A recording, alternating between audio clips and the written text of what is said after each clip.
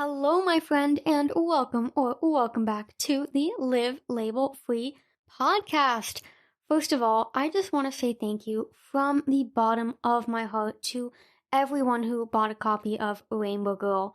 Putting out such a vulnerable story into the world is definitely a leap of faith, but the messages I've already received and the glowing reviews people have already left about the book truly illustrate how vulnerability is the greatest strength. There's a lot of content on eating disorder recovery out there, but simply not enough on the prevalent link between autism and eating disorders. I also feel like eating disorder treatment being harmful is not talked about enough, which is why I believe it's so important that Rainbow Girl reaches a lot of people. Not only people suffering from eating disorders, but also parents and caregivers. Just listen to what Carol has to say about Rainbow Girl. I'm a mom supporting my beautiful autistic daughter with her journey with an eating disorder. This book has helped me to understand my daughter's journey more and is a great way to support her. I will be recommending this book to any professional who works with individuals who have eating disorders. I feel so honored. If you read or have read Rainbow Girl and love it, please write a review on Amazon or Goodreads. Making a change in this world and bringing more awareness to the overlap between neurodiversity and eating disorders is a big task, to say the least, and requires a team effort. So by simply leaving a review, you're giving other people a reason to read the book, which allows us to break the stigmas together. That being said, if you have not yet grabbed a copy of Rainbow Girl, head over to livelabelfree.com/Rainbow Girl, where you can buy the ebook or the paperback or both. A few people have already asked me if the ebook is Kindle friendly, and my answer is a big fat yes. When you order from my website, you'll get a PDF and an EPUB file delivered straight to your inbox so you can dive in right away in whichever file format you prefer. Or if you do go for the paperback version, Rainbow Girl is printed worldwide, so wherever you are, you can order from your country's Amazon, and I just cannot wait for you to read my journey to living life in full color, if you have not already, of course. Now, with all of that enthusiasm out of the way, it's time to dive into even more enthusiasm, because today I'm going to be answering a question I have gotten so many times, and that is, how do I eat? And that's a totally valid question. I talk about food freedom all the time and extreme hunger and honoring your body's needs, but at the same time, I talk about how autistic people may struggle with recognizing their body's cues, and how many behaviors that may seem restrictive from an eating disorder lens are actually manifestations of autistic traits. So how does honoring hunger fit together with being autistic? Keep on listening to find out. Gotta put one foot in front of the other, and you'll be around the corner soon. Welcome to Live Label Free, the podcast, where you'll learn to let go of limiting labels and embrace your unique brain. As my mom says so beautifully in her song, Fear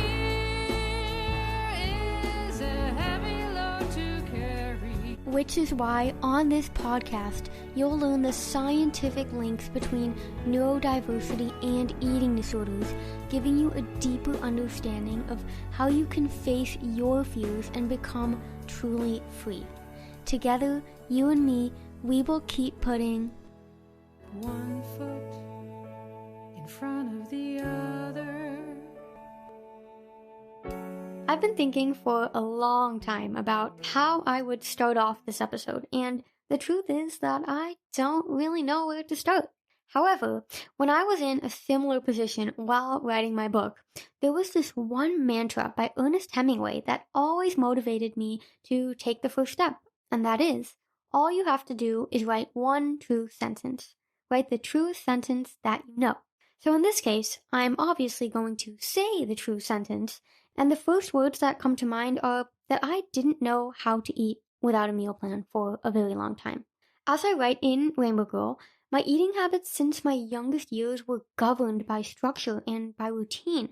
For 10 years straight, I ate the same thing for breakfast, for lunch, and for dinner, and when I developed my eating disorder at the age of 11, my whole goal was to eat as quote unquote healthy as possible. Because of my naturally petite frame and high metabolism, though, just a few pounds of weight loss was enough to land me in the hospital. I was terrified of what was to come, but I remember when I received a meal plan with all these exchanges, it was like the biggest sense of relief washed over me. I finally had a reason to eat a substantial amount of food again because the plan basically gave me permission to do so, which actually brings me to this whole idea of few foods not really resonating with me. I did have few foods, but not in the way they're traditionally labeled in the eating disorder recovery community. Whereas most people recovering from anorexia feel high calorie, nutrient dense food, I honestly didn't really have a problem eating these foods as long as they followed my plan. But to ensure that they did follow my plan, they had to be precisely weighed and measured because these were obviously also the foods for which small miscalculations or variations in portion size could lead to drastically different exchanges, which of course meant lack of knowledge and therefore lack of trust, and then ultimately would lead me to have anxiety and make it seem as if said high calorie food was a quote unquote few food. I distinctly remember one discussion with my dietitian, and when she asked me about my fear foods, I told her one of my fear foods was green peas. And she was like, "Why? Green peas can't be a fear food. They're vegetables." But as anyone with an eating disorder knows, or anyone with the history of an eating disorder knows, green peas are much more starchy than, say, for example, broccoli or cauliflower. So, in my mind, they should have been counted as a starch rather than a vegetable exchange. Now, I tried to explain this to my dietitian, but all she said was that I was making it up and that my eating disorder was talking, and I just remember how invalidated that made me feel. It wasn't that I wanted to eat less or not eat green peas. I mean, I love green peas. It was just that the exchange did not make sense to me, and therefore it brought up anxiety around counting them as a vegetable. Anyways, back to the main topic meal plans, not knowing how to eat.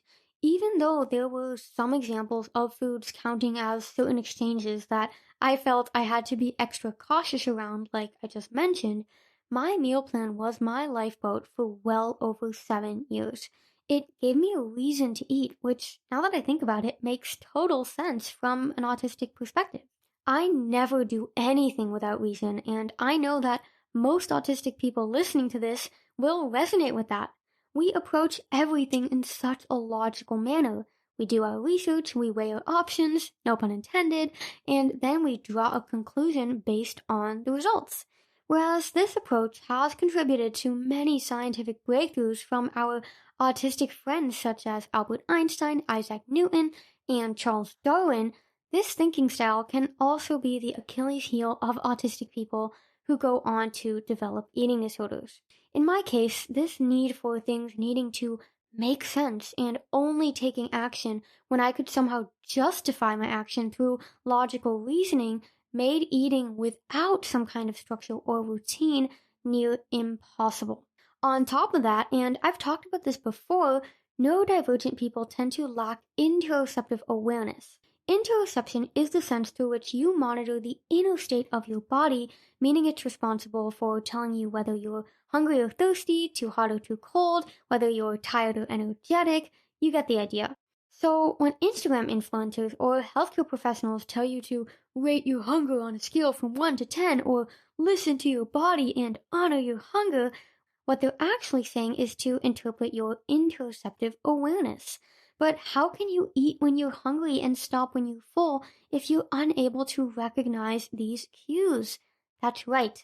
The puzzle becomes a bit more complex than the peace and ease that these people promote when they tell you to eat intuitively. That being said, autistic people need a different approach. Even before I discovered I'm autistic, I felt this in my flesh and bones. Treatment was not working. The advice to eat intuitively did not align. being spontaneous and allowing food to be unpredictable gave me more anxiety than the freedom I was promised. If you're in the same boat, you are not alone, you're not crazy, and you are not the anomaly who now just has to manage an eating disorder for the rest of your life. In fact, the fact that you know the traditional treatment approach is not working for you already puts you at an advantage and puts you leaps and bounds further than most people who are still stuck trying to fit a mold they were never meant to fit. So, what is the autistic approach? How can you eat intuitively? How do I do this? Well, first of all, I don't like the whole intuitive terminology with regards to eating. To elaborate, let's read the definition of the word intuition. As defined by the Merriam-Webster Dictionary, the noun intuition is defined as the power or faculty of attaining to direct knowledge or cognition without evident rational thought and inference.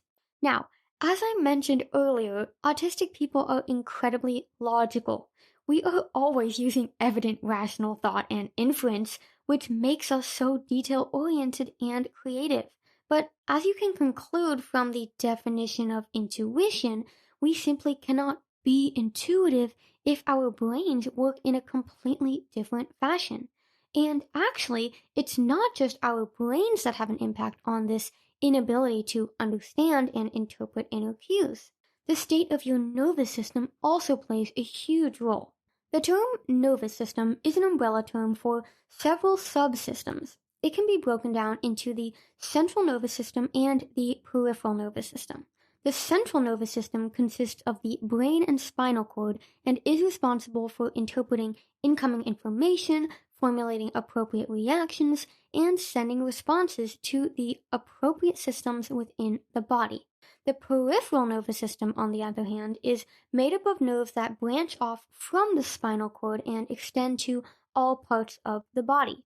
The peripheral nervous system can be further divided into two subsystems, one controlling external responses and one controlling internal responses. Your somatic nervous system is the division of the peripheral nervous system that governs the external activities of the body. Your autonomic nervous system is the division of the peripheral nervous system that governs the internal activities of the body. So, as you may have guessed, this is the system we will be paying the most attention to. When you think of the autonomic nervous system, some thoughts about fight or flight mode and rest and digest mode may come up. If so, you're on the right track. Historically, the autonomic nervous system has been divided into two systems that oppose each other, the sympathetic nervous system and the parasympathetic nervous system.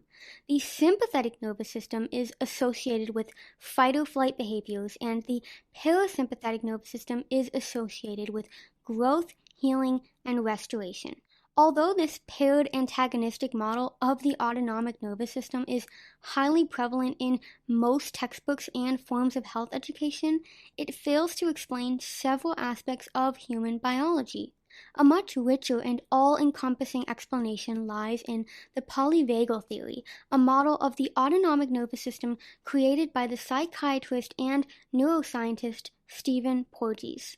The term polyvagal combines poly, meaning many, and vagal, which refers to the nerve called the vagus. Your vagus nerve is the longest nerve in your body and therefore directly influences many important systems including your breathing, heart rate, and digestion. It can be divided into a left and right branch that originate in two different parts of the brain. The polyvagal theory views the autonomic nervous system differently from the quote-unquote old model by breaking it down into not two, but three unique branches: the sympathetic nervous system, SNS, the dorsal vagal complex, DVC, and the ventral vagal complex, VVC. I know these terms sound crazy scientific, but stay with me here. I promise I'll explain all of it simply. The old model divides the entire autonomic nervous system into the sympathetic nervous system and the parasympathetic nervous system, which is known to be influenced by the vagus nerve. The polyvagal theory takes our understanding of the parasympathetic nervous system a step further by dividing it into the DVC and VVC, two complexes that are associated with two different branches of the vagus nerve. The dorsal vagal complex, DVC, is the phylogenetically oldest circuit of your autonomic nervous system. It's shared with all vertebrates, including reptiles. So, similar to how our brainstem, the oldest part of our brain, is referred to as the reptilian brain, the branch of the vagus associated with the DVC is often referred to as the reptilian vagus. One of the earliest survival strategies of vertebrates is death feigning, which can be observed as behavioral shutdown as well as other symptoms of immobilization in humans. Think feeling numb, blanking out, dissociating. For this reason, the DVC is also known as the shutdown circuit or the immobilization system. The inhibition of movement slows heart rate, decreases metabolism, and conserves oxygen, which are adaptive responses for reptiles who can survive without oxygen for long periods of time. However, as you probably know, us humans need oxygen 24/7. The body is highly adaptive, so throughout evolution, it developed another threat response that became our first line of defense: the sympathetic nervous system. In contrast to the DVC that causes immobilization, the sympathetic nervous system supports mobilization behaviors and can therefore be referred to as the mobilization system. The SNS regulates your body's fight or flight response by preparing the body for imminent danger. When your sympathetic nervous system is activated, your heart rate increases to deliver more blood to areas of your body that need more oxygen. The last circuit we will be discussing is the phylogenetically newest circuit, the ventral vagal complex, or VVC. It is part of the parasympathetic nervous system along with the dorsal vagal complex, but is associated with a different branch of the vagus. In fact, the ventral branch of the vagus projects to structures including the head, face, and throat, making it a key player in your ability to speak, eat, and breathe. Because of its influence in social communication, the VVC is also known as the social engagement system. You now may be wondering, what does all of this have to do with intuitive eating? Well, autistic people are often either in their sympathetic nervous system or dorsal vagal complex, and this may actually be part of the reason why autistic people have trouble in social situations. But that's a whole nother topic. I often talk about how being autistic can feel like you're living in a constant state of fight or flight mode, as when you're living in a world that wasn't built for you, you are quite literally surviving in threatening circumstances all the time. Obviously, the body cannot be in fight or flight mode forever, however, as being in this state demands incredible amounts of energy. So if you, as an autistic person, don't get time to recharge, don't get enough rest, or really don't get enough of anything else you know you need to self-soothe and come back to a state of, okay, I can take on the world, your body will revert to its most primitive autonomic circuit and your dorsal vagal complex will be activated. What does this tell us about autistic shutdowns and meltdowns then? Well, those are both examples of how the body attempts to preserve itself. They're not problematic behaviors like so many ableist people say, they're adaptive survival mechanisms. Now, how this applies to intuitive eating, or rather the lacking ability to be intuitive with food, is that fight or flight mode and dorsal vagal shutdown both cause homeostatic processes to be put on the back burner. Any systems that support growth, healing, and restoration, including the ingestion of food, are not priorities when your body needs to escape danger. After all, evolution would have made a grave mistake if it prompted you to casually sit down and mindfully eat a sandwich if you needed to run away from a tiger. All that being said, I believe a much more appropriate term to use when it comes to eating as an autistic person instead of the term intuitive eating is the term logical eating. When I'm stressed, my hunger cues go way out of whack, not to mention my entire digestive system.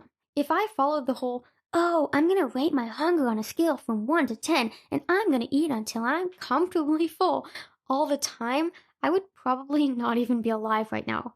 And that's obviously from the perspective of not feeling hungry, but what about when you also never feel full? that's also a feeling I know all too well. My body seems to often flip-flop between these two states. Some days or weeks I'll not have physical hunger and I follow my mental hunger or thinking about wanting to eat to guide my eating decisions. But then other weeks, it'll be like my stomach did a 180-degree flip and it can feel like the kitchen is just pulling me constantly to come eat everything but the kitchen sink. Now, all of this has to do with the body's attempt to keep itself in homeostasis because the reality is that the body is not static and sometimes we do just need more food. But that's of course also where food and eating gets another layer of complexity for autistic people recovering from eating disorders because we want food to be predictable. We want to be able to eat the same amounts every day. We don't want our body's needs to change because then that means that we have to change. But the reality of life is that change is the only constant. You cannot control your body's needs, meaning that trying to do so will only result in having an eating disorder for the rest of your life. You're listening to this, though, because you do want food freedom. You do want to eat in a way that's not governed by rules, while still following the routines your autistic self thrives on. And it's bringing these two concepts together that results in my approach to eating. It's all about having freedom routines. What do I mean by this? Personally, I have a daily food structure. I have a certain amount of meals and snacks that are always going to be part of my daily routine, and I love this routine. It's predictable, I know what I can expect, and it provides me with a structure that allows me to feel safe. However, I don't want to be governed by this routine. That's exactly what an eating disorder did to me long enough. If I want to go out to lunch or have an unplanned ice cream, I want there to be space and time for that. Insert the term freedom routine. I have my daily eating structure and I have flexibility within that. An example of this may be that I had my usual breakfast snack, lunch snack, and oh, I'm on a walk and it's hot, and you know what? I'm suddenly really craving an ice cream cone. During my disordered eating days, I would have said, oh no, I cannot have an ice cream cone at like 4 p.m. That would mess up the whole plan. But if at that moment I really wanted an ice cream cone, my plan would restrict me and therefore prevent me from living a life that's aligned with my core value of freedom. So maybe in my recovery days, I would have allowed myself the ice cream cone, but to make sure the day would be quote unquote balanced, I would delete my night snack. But also during my recovery days, my night snack was holy. No joke. I spent the whole day looking forward to my nighttime feast. So in anticipation of this, I'd likely still not have the ice cream cone to quote unquote preserve my night snack. Looking back now though, I clearly see my entire mindset was rooted in scarcity. I was so afraid of feeling a different level of fullness, so afraid of the guilt or anxiety that would come from changing the plan that I kept everything the same all the time. But the result of this was not food freedom. It was being a slave.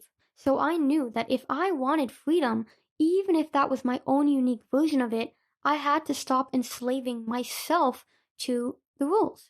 And I did this through having my rules, so the eating structure I mentioned previously, and making space for flexibility in between those rules. In the case of the ice cream cone, how I would have challenged this in the past is I would have picked out a certain day or certain days of the week that I would have that quote unquote extra ice cream cone at 4 p.m. or whatever, and I would not change anything else about my day. Yes, this of course brought up fear and anxiety, and it will for you too if you resonate with my experience, but it goes to show that you can challenge yourself and the eating disorder fears by using your autistic trait of desiring predictability to plan exactly when and how you're going to do this. Now, as someone who is fully recovered from an eating disorder, I still use this approach. Everything in my life needs to be predictable for me to feel safe. So it would not only be unrealistic if this didn't also apply to food, but it would just be plain weird. That would not make sense. I have my set meals and my set snacks, and if I want more or less, there's margins for that. Because again, change is the only constant. You can fight it and be at lifelong war with yourself, or you can accept it and make peace with yourself. Don't get me wrong, change is still super hard for me, but I've accepted that some kinds of change are out of my control, and you can't control what you can't control. A hard truth, but the truth nonetheless. Now, I know this episode is getting quite long because, of course, this is a really deep topic that I honestly could write an entire book about, and hint, hint, I may have already started writing it, but shh, don't tell anyone. So I do want to wrap up soon, but before I do, I really do need to touch on the food scale, especially if you listen to my recent podcast episode on why I do not believe in smashing the food scale. You're probably dying to know how the food scale fits into my life. Well, as I said in that episode, I still own a food scale. For many years, I tried on and off to not use it, but every time I put it away and out of sight, I just felt really lost. Every time I tried to go make food, I would go into that dorsal vagal shutdown state and I just wouldn't know what or how much to eat. Now, if a traditional eating disorder professional who's completely shut themselves off to being neurodivergent affirming heard me say this, they'd probably say this was an excuse of my eating disorder or whatever. But I know my truth, and that is that numbers have always given me a sense of safety.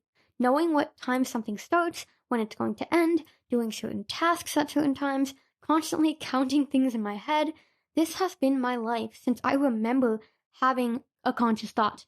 Meaning this is a characteristic that inherently makes me me.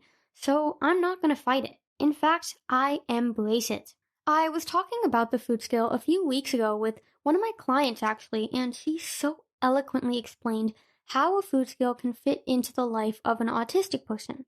We both share a love of smoothies, and we were totally both connecting over how we've both perfected our smoothie recipe, meaning we have all the ingredient ratios perfect. She said that this perfect smoothie brings her so much joy, and that's what living a life of freedom is all about.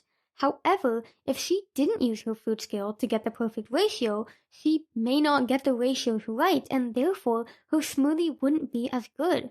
So why would she force herself into that position if she doesn't need to?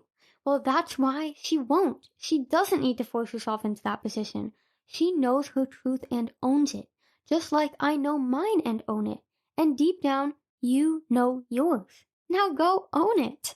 And phew, definitely a lot longer of an episode than I'm used to, but I really hope me sharing about how I approach eating as an autistic person gave you insight and encouragement, and also permission that you don't have to strive for this ideal of intuitive eating.